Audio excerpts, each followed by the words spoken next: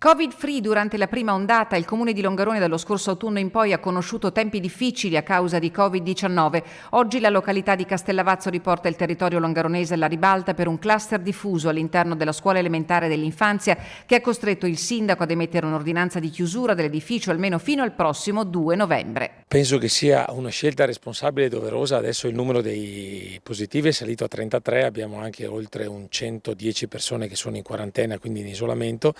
Ci sono tutte le condizioni per chiudere l'istituto, per sanificarlo e sperare di poterlo riaprire il 2 di novembre. L'Ulse Dolomiti con il team scuola è al lavoro per l'attività di contact tracing esteso all'ambito familiare degli alunni e degli insegnanti della scuola. Al momento 220 persone sono state monitorate e per alcune l'esito è ancora pendente. È stato un po' un fulmine a ciel sereno che però va affrontato perché in questo momento abbiamo il dovere di affrontare anche questa situazione difficile. Continuare a tenere il distanziamento e le precauzioni igieniche di sempre, la modalità più semplice per evitare il contagio, dice il primo cittadino. Forte il suo richiamo alla vaccinazione. Io lo considero questo l'unico strumento possibile per riuscire a superare questo momento così, diciamo, non drammatico come lo era un anno fa, ma non dobbiamo pensare di tornare a quei livelli perché la paura è tanta.